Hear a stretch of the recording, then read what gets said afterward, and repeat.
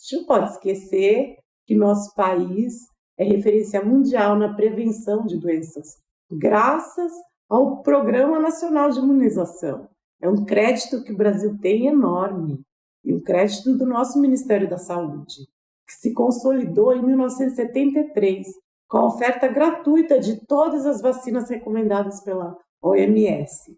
Esse é o Brasil. Esse é o Brasil, esse é o recado que o Brasil precisa dar à população. A ciência salva vidas e o país não pode retroceder.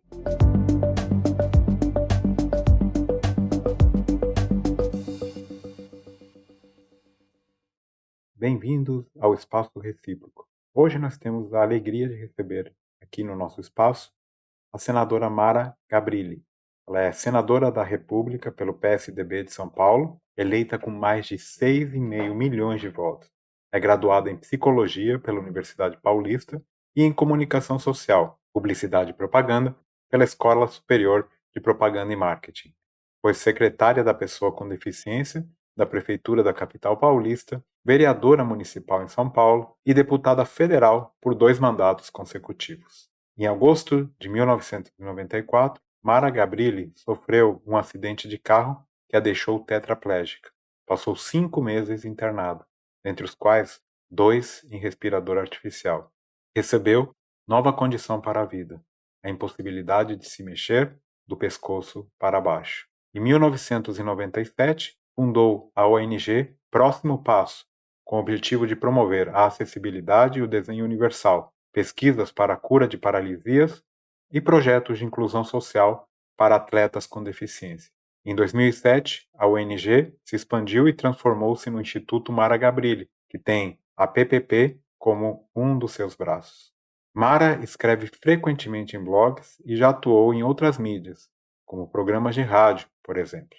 Senadora, obrigado por ter aceitado participar do nosso programa. É uma honra tê-la aqui. Você é considerada uma das poucas vozes atuantes no Congresso Nacional em defesa da ciência e da tecnologia.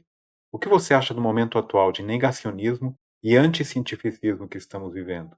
Olha, Marcelo, primeiro eu preciso te dizer que eu fiquei muito lisonjeada com a sua colocação. Eu sou uma admiradora antiga da ciência, inclusive já coloquei meu corpo à disposição da ciência para estudos na área de paralisias. Então eu agradeço o convite e deixo registrada aqui a minha honra por ser considerada uma voz da ciência. Muito, muito obrigada. E com relação à sua pergunta, eu vejo isso com muita preocupação, pois é um movimento de retrocesso. E retrocesso é a antítese da ciência, não é? Vale relembrarmos que no início do século XX, com a grande disseminação de doenças infecto-contagiosas, o médico Oswaldo Cruz iniciou uma série de medidas sanitaristas, entre elas a sugestão de que a vacina fosse obrigatória no Brasil.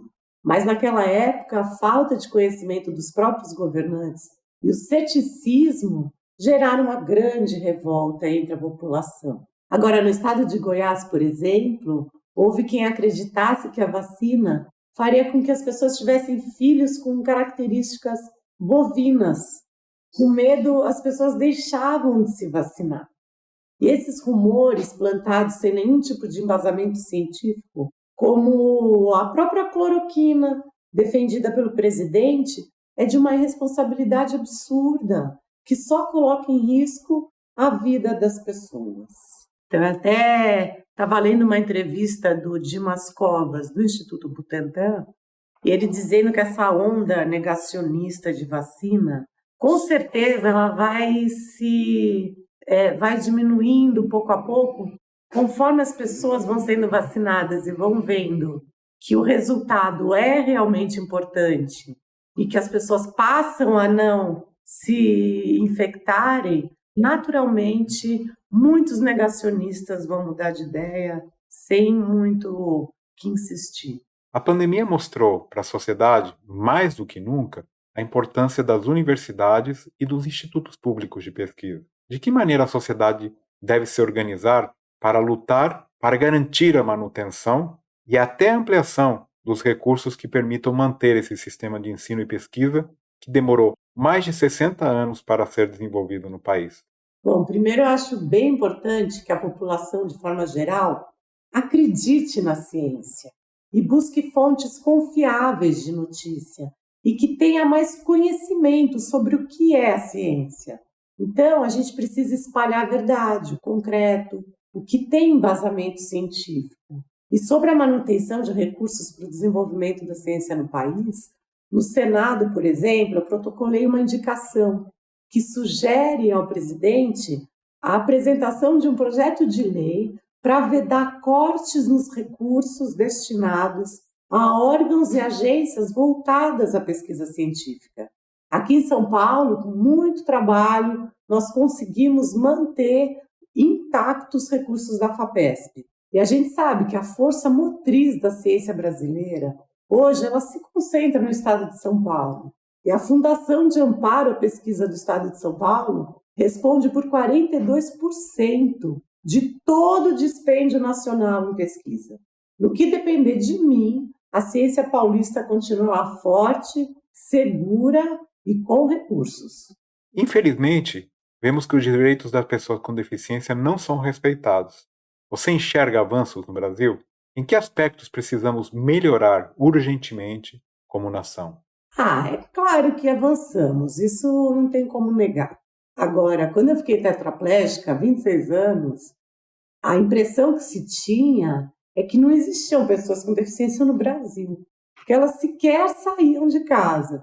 Quando eu via, assim, no restaurante uma roda, naquela época, eu já conseguia inferir quem era, porque, assim, era uma meia dúzia de pessoas que conseguiam sair de casa.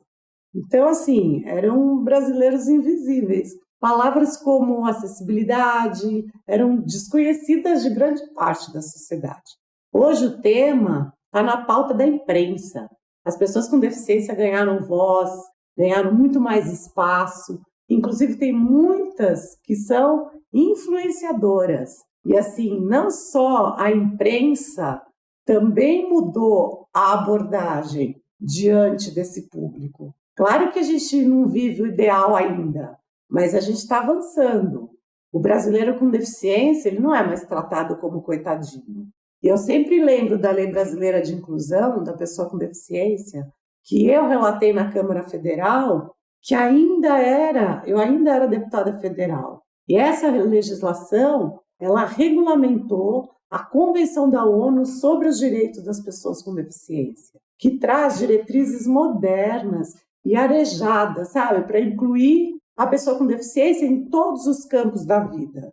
Seja saúde, seja trabalho, educação, esporte, cultura, lazer, não importa, são todas as dimensões que a pessoa com deficiência se encontra. E a Lei Brasileira de Inclusão, ela foi construída pelas próprias pessoas com deficiência, que puderam fazer sugestões ao texto, porque nós acessibilizamos a plataforma para que os cegos e os surdos pudessem contribuir com o texto. Inclusive, foi a primeira vez que um projeto de lei foi traduzido na íntegra na língua brasileira de sinais, na Câmara Federal. A gente tem uma legislação séria e construída pela sociedade civil, que dá um poder muito grande para a legislação, e o que a gente precisa é se inteirar da lei, entender sua amplitude e cobrar para tirar do papel todos os direitos que ela garante. Agora eu queria mudar um pouco de assunto. Queria que você comentasse o que você acha das políticas de cotas para pessoas com deficiências em concursos públicos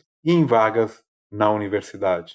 Olha, cotas são medidas afirmativas que são medidas compensatórias. Se existem é porque há algum tipo de exclusão. Mesma coisa de pensar. O sistema de transporte brasileiro, segundo a nossa própria legislação, já era para estar acessível.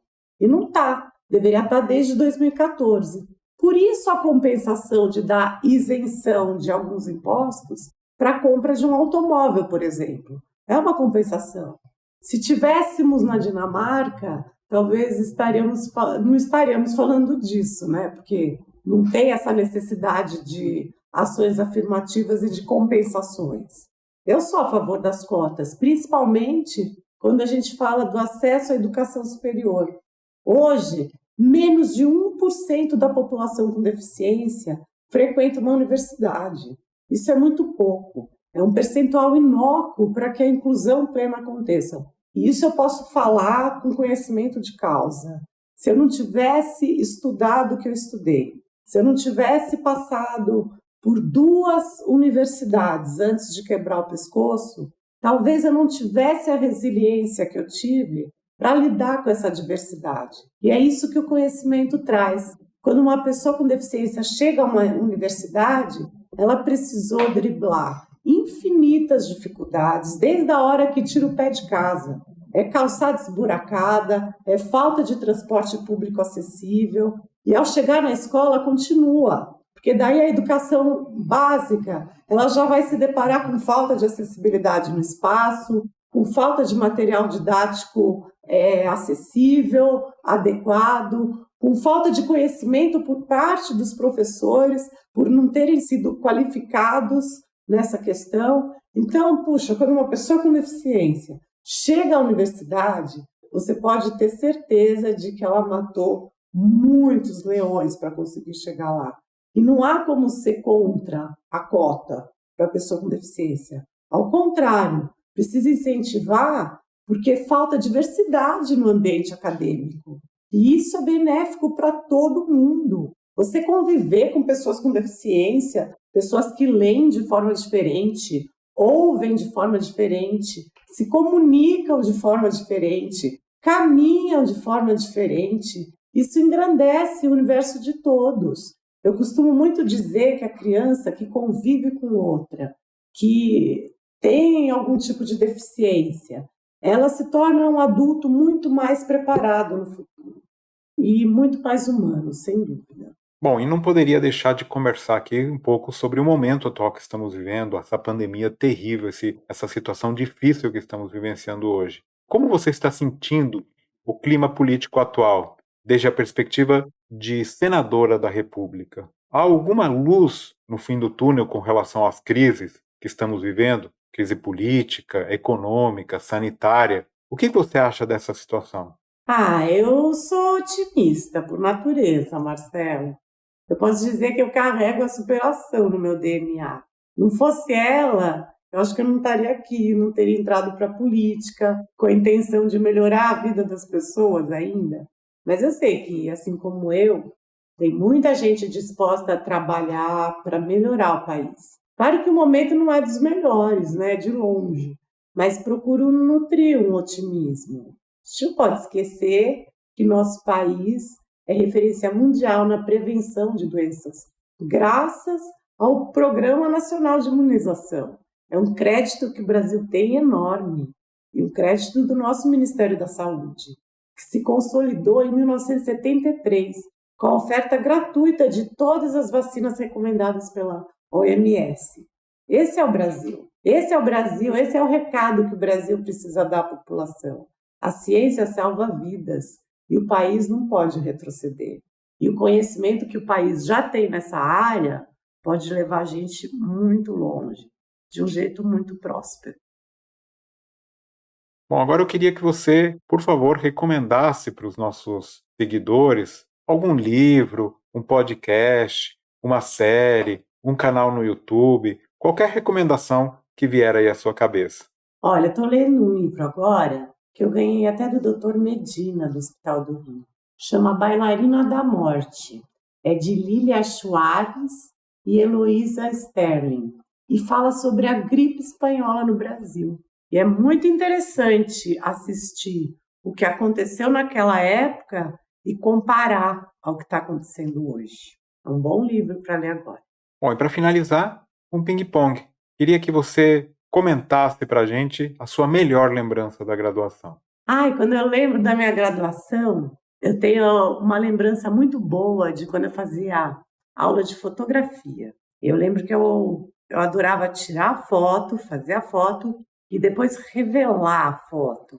E ficar naquele escuro, sabe, com luz vermelha, vendo a imagem se formar. Nossa, eu não queria sair nunca mais daquele estúdio. Por outro lado, como eu fiz faculdade de psicologia, eu também tenho uma lembrança muito boa no momento em que eu comecei a atender as pessoas. Então, assim, o exercício de eu da empatia, de eu esquecer que eu era a Mara ali, que eu não era mais a personagem principal. Naquele momento que eu tinha que ouvir a outra pessoa, foi uma grande mudança na minha vida e uma parte da minha graduação que eu lembro com muito carinho. E a pior lembrança dos tempos da graduação, qual foi? A pior lembrança da graduação foi depois que eu quebrei o pescoço. Porque é aí que eu fui fazer a parte clínica, porque eu era bacharel em psicologia. E ficava numa casa antiga.